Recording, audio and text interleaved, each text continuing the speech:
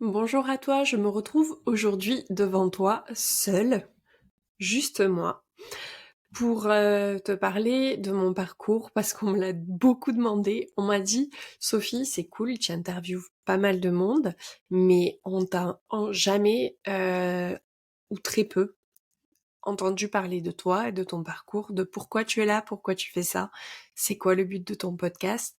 Donc, vous allez m'entendre tousser, je suis désolée, je me traîne un truc depuis 3 semaines et ça veut pas partir là tout. Je me sens beaucoup mieux, mais bref, c'est pas le sujet de ce podcast.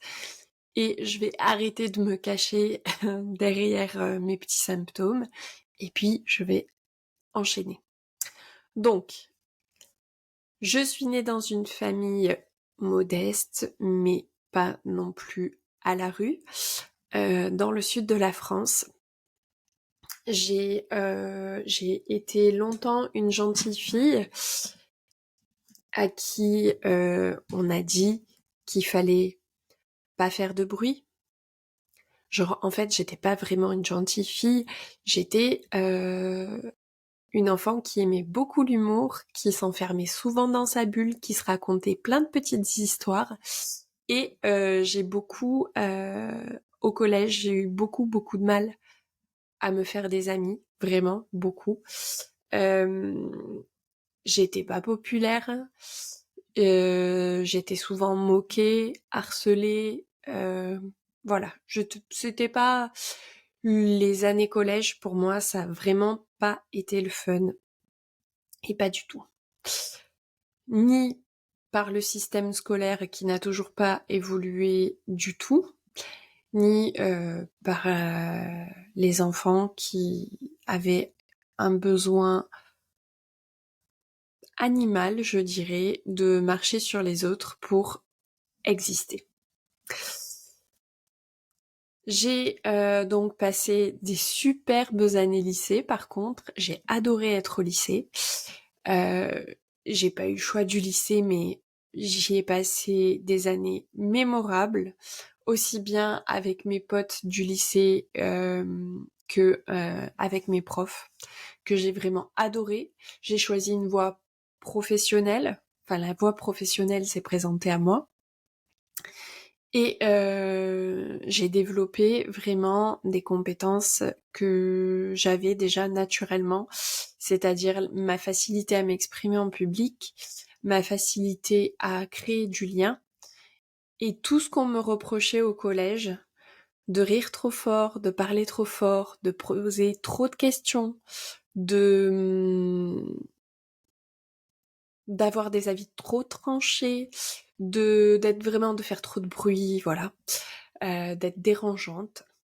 Tout ce qu'on me reprochait au collège, c'est le potentiel que les profs de lycée professionnel ont mis en avant. Donc ça, pour ça, si jamais ils regardent ce podcast et qu'ils se disent waouh, on la connaît, merci vraiment pour ça. Franchement, ça a été pour moi une superbe voie.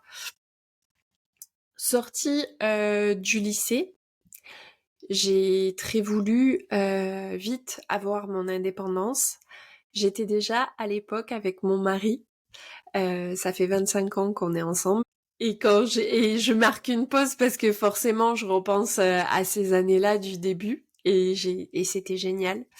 Et ça l'est toujours, du coup voilà.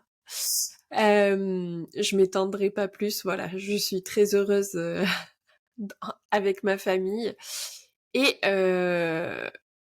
j'ai fait un parcours assez représentatif de qui je suis. C'est-à-dire que j'ai commencé au bas de l'échelle pour terminer à un poste auquel personne ne m'attendait. Donc j'ai commencé dans un supermarché, ensuite j'ai été attachée commerciale pour le domaine de la condamine à Nézignan-l'Évêque. Si vous me regardez, je vous embrasse, j'ai passé des années merveilleuses auprès de vous. J'ai beaucoup appris et sur les relations humaines et sur qui j'étais. J'ai carrément grandi là-bas euh, parce que j'ai eu une patronne qui a pour moi été une maman Et puis un jour, j'ai eu envie de plus, sans vouloir me l'avouer, et et je suis partie pour faire encore du secrétariat dans une autre boîte. Et à un moment donné, mon mari m'a dit: «Ça suffit, il y a une branche qui te plaît, il faut que tu y ailles et il faut que tu y ailles à fond». Donc c'est ce que j'ai fait, grâce à lui, et j'ai fait encore plein de trucs encore dingues grâce à lui. On a déménagé plein de fois, on a fait plein de voyages, on on a vraiment on a fait des choses de dingue, et aujourd'hui j'en suis ravie. Si je l'avais pas eu, si j'avais pas mon mari aujourd'hui avec moi, j'aurais pas fait le quart de ce que j'ai fait. Mais même pas, mais j'imagine même pas. Donc c'est c'est mon ange gardien. Donc j'ai professionnellement, je me suis plongée dans les métiers de l'immobilier, et c'est à partir de là que je suis tombée dans le développement personnel. J'ai attrapé un bouquin, je me souviens très bien du jour, à Béziers, chez Cultura, le Miracle Morning, son titre, tout ça, ça m'a vraiment happée. Je l'ai lu très très vite, j'ai commencé à appliquer des principes, et je me suis rendu compte que si je voulais développer mon business, il fallait que mon niveau de développement personnel soit élevé. Alors, la meilleure version de moi-même, tout ça, je le dis souvent, mais la meilleure version de moi-même, si je veux l'être, c'est pas pour les autres, c'est pour moi. Moi d'abord.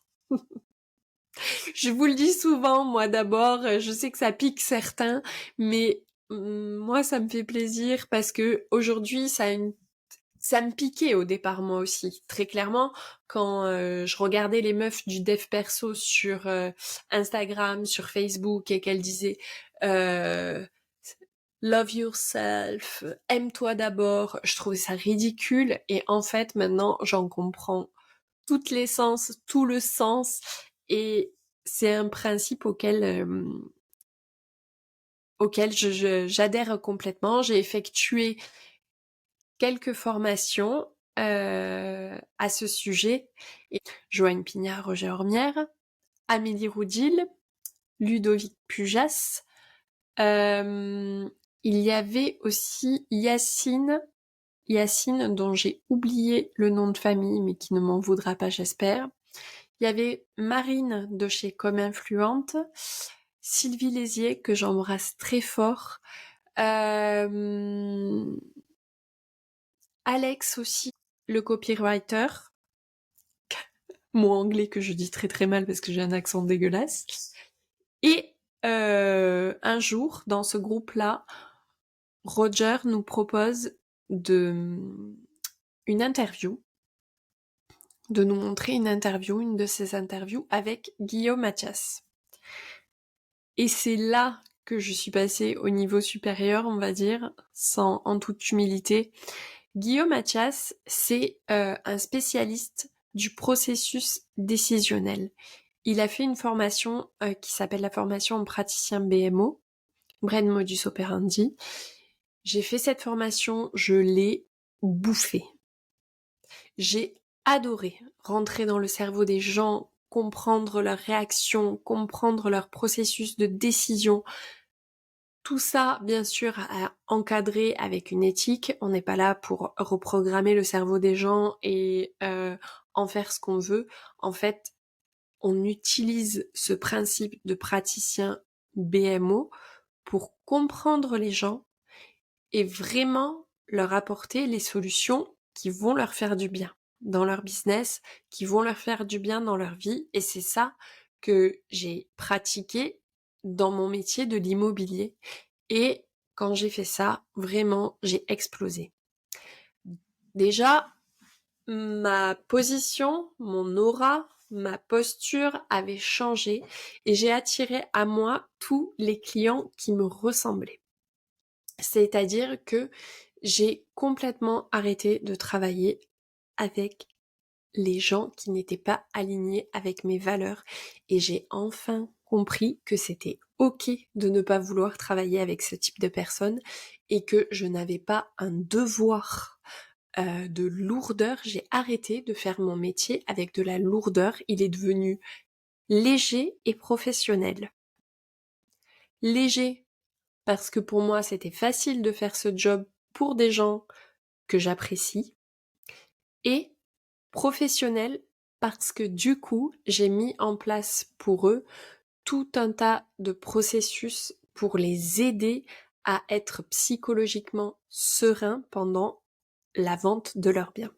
À partir de là, j'ai commencé une autre formation avec Bi-Entrepreneur.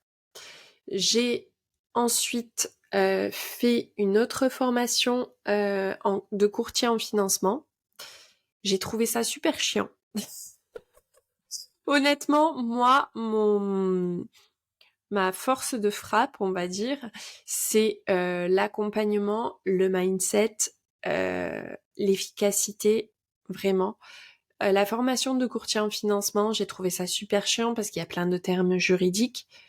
Bon, dans l'immobilier aussi, et ça se recoupe pas mal, donc c'était chiant parce que c'était une redite, mais aussi parce que les chiffres, pour moi, ça a jamais été un super truc.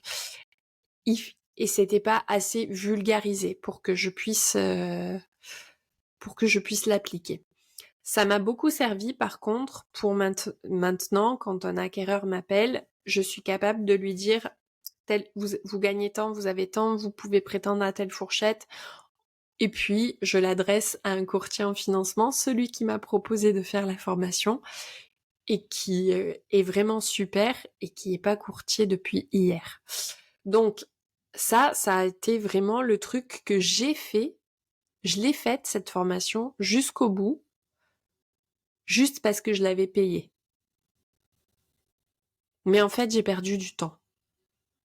Parce qu'à partir du moment où j'ai eu compris comment calculer le potentiel endettement d'une personne, c'était pas du tout intéressant pour moi de faire ça. Bref, de là, j'ai continué et j'ai pris d'autres coachings et c'est là que j'ai commencé à investir sur moi. Et investir sur toi, si tu m'écoutes, c'est la meilleure des choses que tu peux faire de ta vie. C'est la meilleure des choses. Alors, il y a beaucoup de nanas que j'invite sur mon podcast et qui, elles, se sont remises en question suite à un événement tragique. Moi, j'ai pas eu cet événement tragique. J'ai juste déménagé en Corse. C'est pas du tout tragique. Et, pof, il est tombé le Covid. C'était pas tragique du tout. ce timing était parfait et c'est là que j'ai commencé à développer ce côté relationnel, à essayer de comprendre de plus en plus les gens et leurs réactions. Et puis c'est là que j'ai fait toutes les formations possibles et inimaginables. Ensuite, j'ai continué à investir sur moi. J'ai acheté des petites formations pour me former en prospection digitale. J'ai acheté la super formation de Amélie Roudy, de Inspire by Amélie, pour les réseaux sociaux. J'ai ensuite acheté le coaching de 0 à 100 de Karine Ruel. Donc ça a été un très très bon investissement pour moi. Karine et Dave Ruel, si vous connaissez pas, allez écouter le podcast Altitude. C'est un super podcast. Et on peut même dire qu'à partir de l'écoute de ce podcast, j'ai eu envie de faire un podcast. Et Karine Ruel a participé à mon podcast et ça, c'est une méga grosse fierté. Ever. J'ai commencé l'année 2024 avec un truc génial et ensuite j'ai pris un autre coaching sur le money mindset avec Sophie Grenat. Sophie, je t'embrasse, je te kiffe, je t'adore, tu es une queen. Et j'ai pris une autre formation un peu plus personnelle chez Chloé Bloom. Bref, tout ça pour te dire, c'est bien beau, je suis en train de t'énumérer toutes ces formations, mais qu'est-ce que j'en retire? J'en retire que j'ai fait à mon rythme, je fais toujours à mon rythme et que j'ai un énorme plaisir à interviewer des femmes sur mon podcast. Mais je le fais pas pour un rien, je le fais parce que j'ai aujourd'hui une expertise sur ces nanas. J'ai on va dire, un point qui m'anime très fortement, c'est le fait que à chaque fois que je discute avec quelqu'un, on me dit putain mais comme ça me fait du bien de discuter avec toi. À chaque fois que je rencontre une nana dans une difficulté, dans un problème qui l'empêche de dormir la nuit, elle repart de sa discussion, elle dit mais mon Dieu, mais en fait tu as raison. C'est une opportunité ce qui m'arrive, c'est pas un problème. Je le voyais comme un problème, mais en fait pas du tout. C'est le meilleur truc qui pouvait m'arriver dans la vie. Donc j'ai décidé de continuer à interviewer ces femmes. Je suis en train moi-même de bâtir un programme qui est au stade de l'embryon. Donc je vais passer moi aussi de l'autre côté de la barrière et devenir moi aussi coach pour les femmes. Le programme que je vais proposer va vraiment être qualitatif et surtout très direct en présentiel ici, chez moi, pendant toute une semaine. Bref, j'en ai déjà trop dit. Je vais continuer à interviewer des femmes pour que si tu m'écoutes, tu puisses comprendre que toi aussi tu as le droit de porter la voix sur tes projets, que toi aussi si tu as traversé des trucs pas cool et que tu t'en es sorti ou pas, si tu es en plein dedans là, ben forcément tu vas trouver une nana qui va te parler et qui va et là tu vas te dire putain ouais, OK, elle, ce qu'elle me fait ressentir là, c'est fort. Parce que moi aussi je peux faire ça. Et moi, en l'écoutant là, je me sens inarrêtable. Ce que j'ai trouvé aussi récemment, c'est cette sororité que je ne connaissais pas du tout. Parce que personnellement, pour avoir travaillé dans un milieu d'hommes, qui est le milieu de l'immobilier, les seules nanas qu'il y avait, sauf une, Davina si tu m'écoutes, sauf une, les seules nanas qu'il y avait, oh, mais les pestes, mon Dieu. Je pèse mes mots, hein, vraiment. Et elles étaient pestes, pourquoi? Parce qu'elles avaient rien de mieux à faire dans leur vie, c'est malheureux. C'est comme ça, en fait. Trouve quelque chose de bien à faire dans ta vie et tu verras que tu vas avoir une autre aura, une autre position. Si tu as vraiment un but qui dépasse qui tu es, qui dépasse tout, tu auras pas le temps pour ces cancanages. Oui, ça doit être ça. tu, dois, tu auras pas le temps pour ces cancanages qui vont te pourrir la vie et qui vont pourrir ton cerveau et qui vont être là chez toi comme une espèce de bruit de fond là. T'auras pas le temps pour ça. T'auras pas le temps ni pour ça, ni pour écouter les gens qui font ça, ni pour être ami avec des gens qui font ça. Tu vas autour de toi construire un tel cercle de bienveillance, de nanas qui veulent envoyer, de nanas qui veulent se réaliser, qui veulent tout éclater, qui veulent porter leur couronne, qui veulent être des queens. Tout ça, ça va être ton entourage. Et toi, tu seras la reine parmi les reines. Donc, continue d'écouter ce podcast. Ce podcast-là, aujourd'hui, que je te fais, j'ai pas de plan. J'ai rarement de plan, en fait, dans la vie. À part un agenda, qui est quand même l'agenda de la planificatrice que je salue, j'ai pas de plan. J'avance vraiment au feeling.